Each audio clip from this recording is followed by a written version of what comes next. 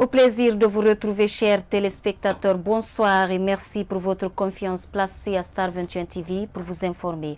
À la une de l'actualité de ce soir, le parti RGD gagne des alliés dans la course pour la présidentielle du 18 octobre 2020. Le mouvement pour l'alternance démocratique en Guinée s'active sur le terrain pour accompagner Maître Abdoul Kabele Camara. Les échos, c'est dans ce journal. Des étudiants des universités Gamal Abdel Nasser de Conakry et ceux de Sonfonia ont manifesté ce lundi 21 septembre 2020 à Conakry. Ils exigent la baisse du prix élevé du transport en commun qui affecte leur déplacement. Les réactions, c'est dans cette édition d'information. Et puis bref, pour commencer, le samedi 19 septembre, la campagne pour l'élection présidentielle a démarré sur l'ensemble du territoire guinéen. Pour le parti au pouvoir, ce démarrage ne se fait pas du bon pied. Un cortège conduit par le ministre du Budget, Ismaël Djoubaté, en partance pour Sandiana, a fait un accident dimanche 20 septembre 2020 dans la préfecture de Kouroussa, faisant bilan de 3 morts et 4 blessés. Nous y reviendrons dans nos prochaines éditions d'information. Toujours en bref, Gilles Huberson, ambassadeur de la France à Abidjan depuis 3 ans, est accusé de violences sexistes et sexuelles sur au moins 5 femmes ayant témoigné auprès du déontologue au quai d'Orsay. Rappelé à Paris pour des fins d'enquête à un moment où des violences électorales sont redoutées en Côte d'Ivoire. Je vous le disais au sommaire, le parti RGD gagne des alliés dans la course pour la présidentielle du 18 octobre 2020.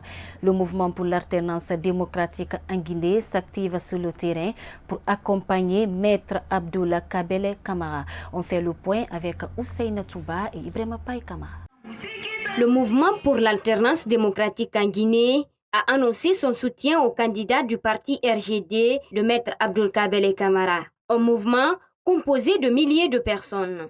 Nous avons décidé d'accompagner M. Kabele, pas pour sa personne, mais pour ses ambitions politiques. Le RGD a un programme de société qui va avec les mêmes visions que notre mouvement. Nous sommes un mouvement qui a commencé depuis 2 ans sur la scène politique. Nous n'allons pas faire une campagne de propagande, mais plutôt une campagne de sensibilisation.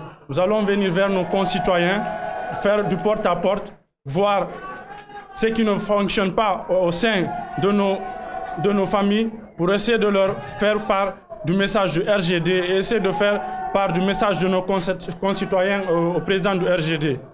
Cette initiative ne manque pas d'appréciation de la part des membres du bureau politique national du parti RGD. Alors, votre initiative est la bienvenue. Soyez-en remerciés. Ceux qui vont participer au changement, ce sont ceux qui militent, ceux qui s'engagent, ceux qui vont de porte à porte pour expliquer la politique du RGD. Nous sommes très contents. L'appel qu'on a lancé depuis le 19 août dernier, nous estimons que le peuple de Guinée commence à comprendre. C'est un soutien de taille avec 400 000 personnes. En Guinée et ailleurs, nous estimons que si le MPA se mobilise davantage et massivement, la victoire est au niveau du RGD. Nous sommes dit qu'il faut participer à cette élection, premièrement, de promouvoir cette alternance, mais aussi veiller à ce que nos voix ne soient pas volées dans les urnes. Ces adeptes du parti RGD scandaient des slogans comme la réconciliation nationale ou encore « Mon pays, ma fierté ». La cérémonie a connu la prestation artistique de certains groupes.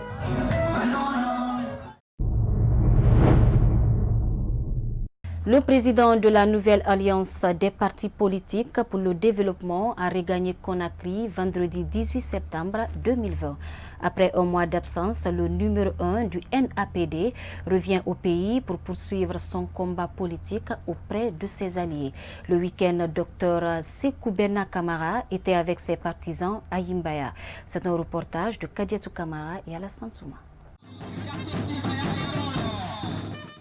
À peine arrivé à Conakry, le président de la nouvelle alliance des partis politiques pour le développement active sa machine électorale. Avec une alliance de 7 formations politiques, ses membres misent sur une campagne de proximité dans l'intérêt général de la nation. Notre pays se trouve en ébullition. Les parents à la base, il faut expliquer pour qu'ils comprennent pourquoi il faut qu'ils votent. S'ils ne comprennent pas pourquoi ils votent, ils vont comprendre que c'est la personne qui veut continuer lui-même.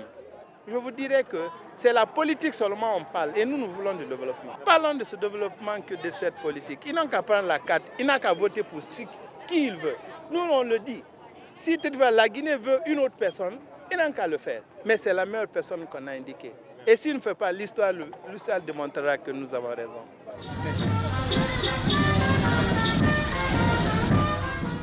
Très motivés à accompagner leur mentor, le président Alpha Condé, l'ancien militaire président du Parti Rassemblement des Forces Démocratiques, RFD, plaide pour une campagne électorale sans heurts. Toujours quand il y a des élections, c'est toujours émaillé de la violence.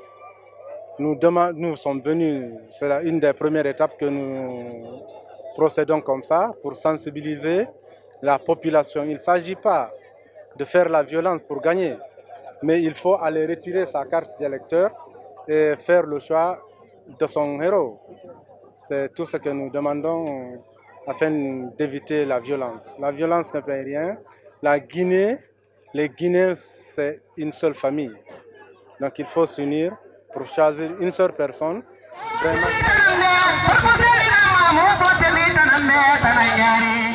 Ces membres de la nouvelle alliance des partis politiques pour le développement comptent sensibiliser également les électeurs sur la nécessité de retrait des cartes d'électeurs. La CENI a entamé l'opération de distribution de ces cartes d'électeurs le vendredi 18 septembre 2020.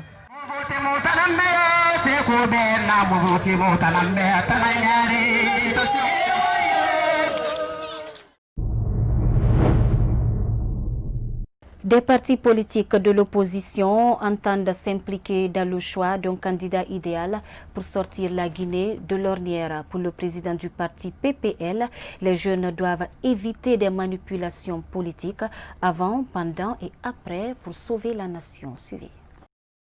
Parce qu'à l'entame déjà de ce combat, nous on avait ce souci. On se disait, vu que nous sommes très atypiques et que nous n'avons pas autre personne, autre organisation politique qui voyait la structure politique comme nous, on avait cette difficulté. Donc aujourd'hui, rencontrer aujourd'hui dans cette même configuration politique un parti politique qui répond aux mêmes difficultés que nous et qui répond aux mêmes visions que nous, je pense qu'aujourd'hui c'est une satisfaction qu'il faut dire.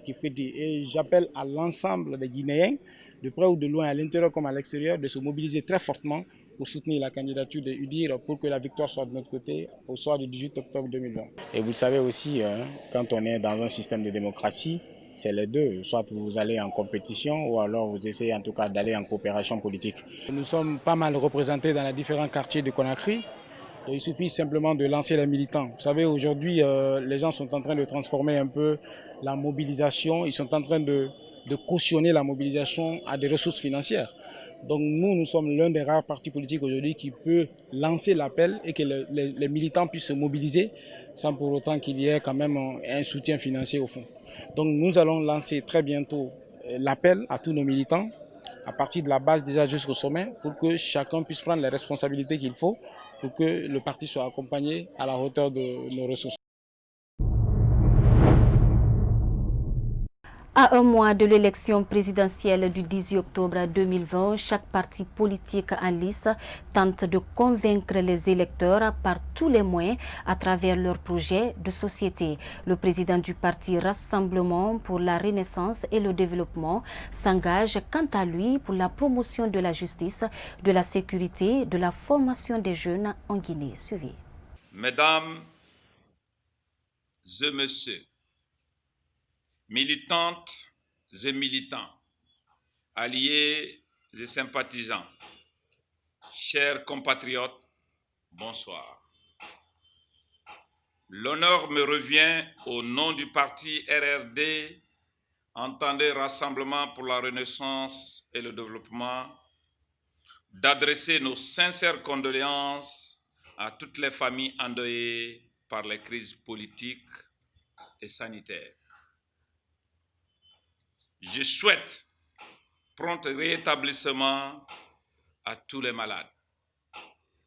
Chers concitoyens, après 62 ans de souveraineté nationale, une étape décisive de notre histoire se dessine avec l'élection présidentielle du 18 octobre 2020.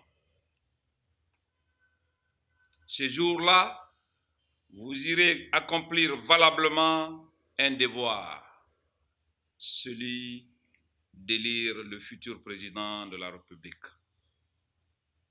Le RRD étant en lice, je me fais le devoir de vous présenter notre parti. Aux âmes bien nées, la valeur n'attend point le nombre des années. Guinéens et Guinéennes, chers compatriotes, le RRD est un parti agréé depuis 2012 à l'issue d'une prise de conscience des jeunes cadres et de certaines confections professionnelles et libérales face à la mauvaise gouvernance et à la mauvaise gestion de nos ressources.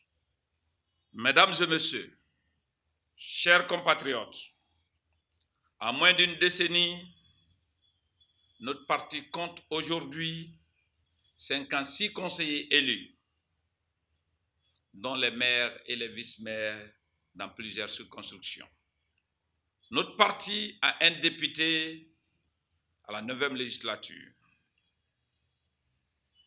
Chers compatriotes, le RRD a comme programme de société basé sur 3 axes, à savoir la justice, la sécurité et la formation. Citoyens, citoyennes, la justice, la sécurité et la formation sont la colonne vertébrale du développement d'un pays. Dans un pays, lorsque les investisseurs ont confiance à votre justice, lorsque les investisseurs ont confiance à votre sécurité, lorsqu'il y a de la formation, il y a l'investissement. Et quand il y a l'investissement, il y a de l'emploi. Voyez-vous, aujourd'hui, la Guinée a besoin d'une justice équitable. La sécurité n'existe plus. La formation n'existe plus. Alors, jeunes Guinéens, chers compatriotes, acceptez de libérer votre conscience. Changez le changement en choisissant votre parti, le RRD, pour que vive en Guinée une justice équitable, la sécurité pour tous et une éducation de qualité. Chers compatriotes, comme tout autre parti politique, le RRD est un instrument de combat en vue d'avoir la haute responsabilité de gérer autrement notre pays. Je vous le disais également au sommaire, des étudiants des universités Gamal Abdel Nasser de Conakry et ceux de Sonfonia ont manifesté ce lundi 21 septembre 2020 à Conakry. Ils exigent la baisse du prix élevé du transport en commun qui affecte leur déplacement. Par manque du prix du transport, certains apprenants sont obligés de chômer les cours. C'est un reportage de Mohamed Traoré et Alassane Souma. Ces étudiants de l'université Gamal Abdel Nasser ont exprimé à travers les manifestations leur ras-le-bol sur le coût élevé du prix du transport. Depuis l'annonce du premier plan de riposte contre la Covid-19 par le gouvernement guinéen, les usagers peinent à se déplacer. À chaque déplacement, étudiants comme autres citoyens déboursent 3 000 francs par tronçon, un montant que les étudiants jugent assez exorbitant vu leurs faibles revenus. Nous sommes sortis aujourd'hui au nom de l'ensemble de tous les étudiants de l'université Gamal Abdel Nasser de Conakry, mais aussi celle de Sonfonia. C'est pour manifester notre mécontentement face à l'état d'urgence sanitaire. Comme vous le savez avec nous, aujourd'hui, tous les pays de la sous-région ont levé cet état d'urgence. Pourquoi nous? Et la reprise des cours est effective actuellement dans toutes les universités à travers le pays. Les étudiants n'ont pas les moyens. Les activités économiques sont ralenties. Les parents sont épuisés économiquement. nous n'avons pas, même les parents n'ont plus de quoi manger. C'est la raison pour laquelle nous sommes sortis pour interpeller aujourd'hui le président de la République afin qu'il revienne sur sa décision. Oui, nous disons oui au port des bavettes, mais non à 3 000 francs par tronçon. Il en est de même à l'Université Générale Lansana Conté de Symphonia. Ici encore, les étudiants ont pris d'assaut la rue pour exiger aux autorités la baisse du prix du transport. Certains sont obligés de chômer les cours à cause du coût élevé du transport. Et pourtant, une minute perdue ne se rattrape jamais dans une formation. Notre manifestation n'est pas violente, elle est très loin d'une manifestation politique, c'est une manifestation citoyenne. Nous leur demandons, nous exhortons le président de la République de revenir juste sur cet état d'urgence pour qu'il ait une régularité au niveau du secteur des transports. C'est tout ce que nous demandons au gouvernement. Et surtout, nous déplorons l'arrestation arbitraire de nos amis. Il faut le rappeler, aujourd'hui nous sommes sortis pacifiquement, sans violence, sans casse, nous ne sommes attaqués à personne. D'abord, nous avons dit que les étudiants sont l'image directe d'un pays. Si nous nous comportons mal, c'est tout un pays qui est sali. Nous sommes sortis sur la route, on n'a caché personne, nous n'avons pas atteint à l'ordre public. Les forces de l'ordre n'ont pas changé leur vieille habitude pour venir continuer, gager les étudiants et puis passer à l'arrestation arbitraire. Donc en tant que nos amis ne sont pas libérés, la manifestation continue dans nos institutions d'enseignement supérieur jusqu'à nouvel ordre. Informée, la police anti-émeute s'est rendue sur les lieux pour disperser les étudiants à coups de gaz lacrymogène. Les forces de l'ordre ont procédé ainsi à plusieurs interpellations des étudiants.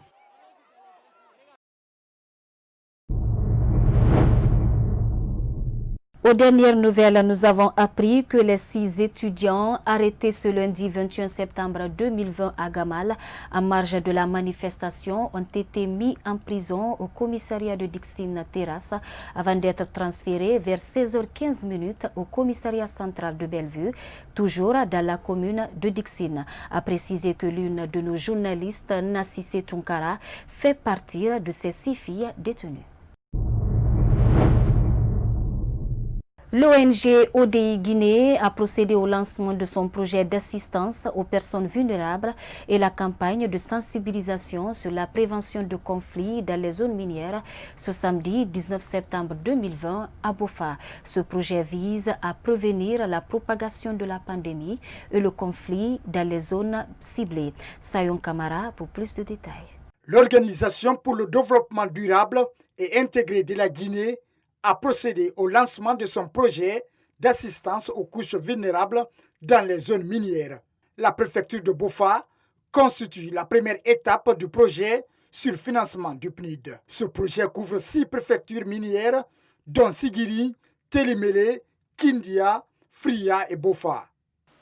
Cela, c'est pour venir en appui aux couches vulnérables résidant ces différentes sociétés minières qui sont impactés par les conséquences du Covid-19.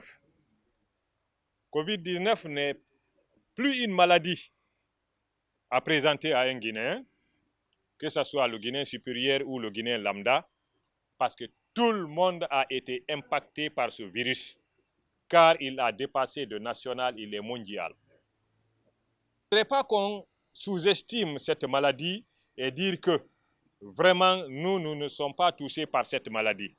Heureusement, aucun cas n'a été jusque-là signalé à Bofa, ou bien il n'y a pas eu quand même de dégâts causés par cette maladie de façon directe pour des cas d'infection ou de cas de mort.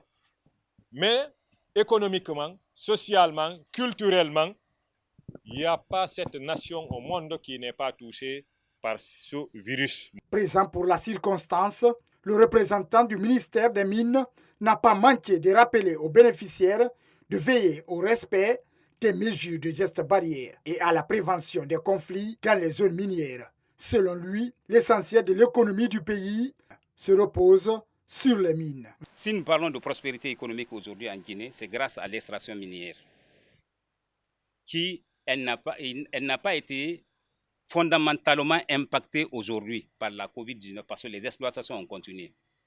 Ça veut dire que notre économie continue à fonctionner. Si nous ne voulons pas que ce fonctionnement s'arrête, il faudrait que les communautés dans lesquelles se déroulent ces activités appuient l'État, aident l'État à maintenir la paix. La paix par rapport à toutes les situations possibles, par rapport à l'exploitation minière, par rapport à la vie politique, par rapport à notre cohabitation habituelle. Pour le vice-maire de la commune urbaine de Bofa, ce tapis de l'ONG Audi Guinée vient à point nommé. Il rappelle que la prévention de la COVID-19 et les conflits dans sa juridiction seront la priorité de sa mairie. Votre présence à nos côtés autour des 2 sujets et remise des kits sanitaires pour appuyer notre population dans le traitement de la santé, d'une part, et de l'autre, la sensibilisation pour la paix de notre population. Les 2 volets, je vais dire au nom de nos responsables, nos chefs, vous êtes les bienvenus et vous êtes venus exactement pour les causes réelles et les causes traitables maintenant et pour toujours d'ailleurs. La santé, la paix, c'est bien les 2 mots, les 2 actions indispensables pour un peuple. Je ne vais pas aller très loin. Sur les kits, le savon, les buvettes, certes, ça ne peut pas, ce que vous présentez là, ne peut pas servir tout le peuple de Bofa, surtout les 3 communautés, Tamita, Bofa et Dupuru. Mais c'est du fait que vous avez pensé lointainement, réagir, c'est ce qui est important. Et merci beaucoup. Le peuple, les citoyens, par rapport à ça, par rapport à ces 2 localités, ce n'est pas ce que nous regardons, mais c'est sa signification, sa portée. Ministère de la Mine, qui connaît la présence des miniers quelque part, ça équivaut toujours à des problèmes. Et surtout encore, le moment qui prévaut en ce moment, le moment électoral, qui prône aussi la paix. Ici, à Bofa, rassurez-vous qu'il y a la paix, il y en aura. Ce projet vise à toucher 80 familles de façon directe dans les 12 localités retenues pour son exécution. Les ressortissants de la sous-préfecture de Kenyoko ont organisé leur assemblée générale dimanche 20 septembre 2020 à Conakry. Objectif, installer les membres du bureau exécutif de l'ONG Kenyoko, Mon Beau Village. Plus de détails avec Noumousso Doumbouya et Sayoun Kamara. Cette structure dénommée Kenyoko Mon Beau Village a pour objectif de fédérer les filles et fils de leur localité autour d'un idéal de développement. Pour atteindre cet objectif, ses membres entendent mettre en place certaines initiatives. Cette association est de réunir toutes les forces vives de la sous-préfecture afin d'élaborer ensemble un plan réaliste et réalisable. C'est pourquoi les statuts et règlements intérieurs ont été rédigés. Un bureau du conseil d'administration a été élu. Un bureau exécutif nommé, des commissions créées pour une synergie d'action en vue d'atteindre les objectifs de cette structure. L'éducation, l'agriculture, l'élevage, la protection de l'environnement, la protection de l'enfance et de la gente féminine, la construction de postes de santé dans les villages les plus reculés sont entre autres les objectifs de Kenyoko Mon Beau Village. Il va sans dire que ces objectifs ne seraient jamais atteints si l'union entre les fils et filles de Kenyoko n'est pas une réalité. C'est pourquoi nous réitérons notre appel d'union à tous les fils de Kenyoko en rappelant que c'est l'union qui fait la force. Pour le directeur exécutif de la structure, Leur ONG va exposer sa vision à l'ensemble des ressortissants de Kenyoko pour faciliter l'harmonie et la cohésion entre eux. 2020, une élection démocratique à laquelle 595 votants sur une liste de 721 inscrits ont élu les 5 membres du bureau du conseil d'administration, soit un taux de participation de 83,35%. Ce bureau aussitôt élu a nommé les membres du bureau exécutif. Il faut rappeler que et les membres du bureau du CA, du conseil d'administration, et ceux du bureau exécutif sont tous issus des représentants des associations des ressortissants désignés par les différentes associations des ressortissants des secteurs de Kenyoko. Il est prévu de désigner prochainement les représentants de l'antenne locale de l'association en procédant par délégation par secteur. La cérémonie à laquelle vous assistez aujourd'hui aurait eu lieu il y a au moins 3 mois de cela, n'eût été cette pandémie de Covid-19 qui a paralysé toutes les activités. Cette cérémonie va permettre aux membres fondateurs de passer les témoins aux élus pour concrétiser les idéaux que nous nous sommes fixés. Nous espérons que, étant tous unis autour de l'idéal de développement, plus rien ne pourra nous empêcher d'être les acteurs de notre développement. Comme nous avons toujours l'habitude de le dire, qu'au portal à Datapolgal. À travers cette association, les ressortissants de Kenyoko Mombo Village, autrefois appelés Beauvois, comptent désormais prendre leur destin en main. C'est cet élément de Noumousso Doumbouya qui met un terme à cette édition d'information. Merci à tous pour votre aimable attention. Mais avant de vous quitter, je vous invite à suivre votre rubrique Écho dans la cité, une rubrique qui donne, comme vous le savez, la possibilité aux citoyens de s'exprimer sur des sujets brûlants de l'actualité sociopolitique guinéenne. Bon début de semaine à tous.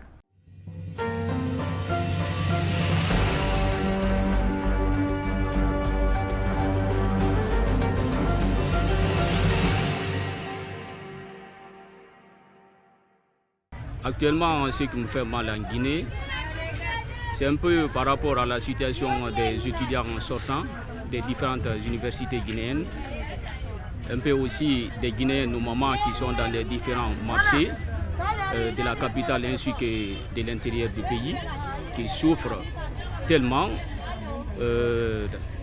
un peu pour la nourriture quotidienne de leur famille. Les étudiants guinéens sortant de l'université souffrent tellement, ils n'ont pas où travailler, ils ont leur diplôme couché à la maison, certains ont même leur diplôme, les souris l'ont même, c'est-à-dire gâté, on ne sait pas à quoi faire. C'est la raison pour laquelle certains profitent d'immigrer, quitter le pays pour chercher de l'emploi.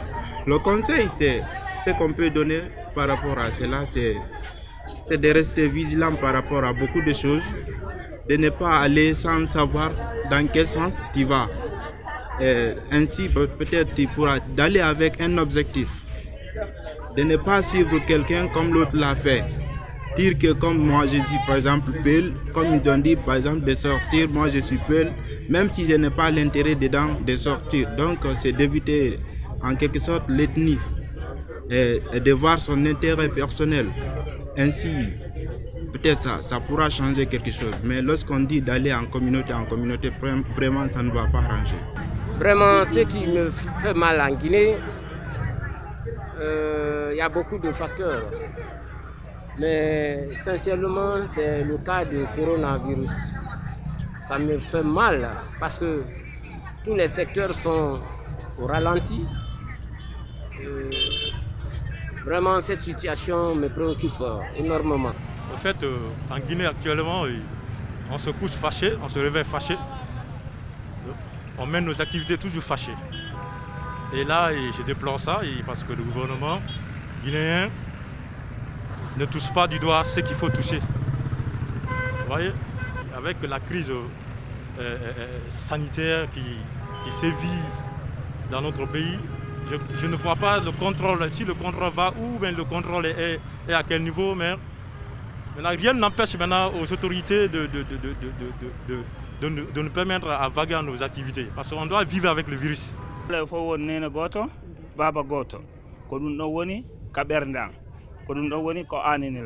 selen leƴƴi woni probléme ngon ɗo kono no ngu laamu woni yargol ni woni no soñjude lan fota ko men faala ko Alpha Condé o pottito goɗɗe go ara ɗum ɗon no mapini men fota noon nini on ti yala ɗanade saabu ɗum ɗo o ya ñando won so wan sare nde wonde nden laggine ɗo goto ala nde wadde sina Alpha Condé men faala yo change men ɗum ɗo o acca wargol yimɓe amen ɓerratuma ɗo ɗum no metti men fota noon langine bala koroko ko biri muna mini muna do ko makiti ki sale muna mo gade toroge gifule bala fafa do ko kui jankaro ko mena ne kan bilance koro anya la tarala ala ma jankaro ni wara fonyoro ni mayoro te yoro meno awayendo ba kalagine mansalu e biaro kaydo kelendi ke bo kelendi kam fanan ta kyaro kayra de ala mo kera anyi wadwa wunyini misiri la ka sababu nyuma yina ndenye ali ne demne meni ndem boni tunkana aye tunkana amaro ko asila nyini na kado France kono no wam duwa wunyini misiri la ala ko sara la sala di ndem manyanka de do ko kanyanka haketo la salala Muhammad munda wa mengena ngo na mu mabogira ni sendema na mu mabogira nyela ma ala na menge fi mu ma na lo ko tungi fure fe tanga ba mu ma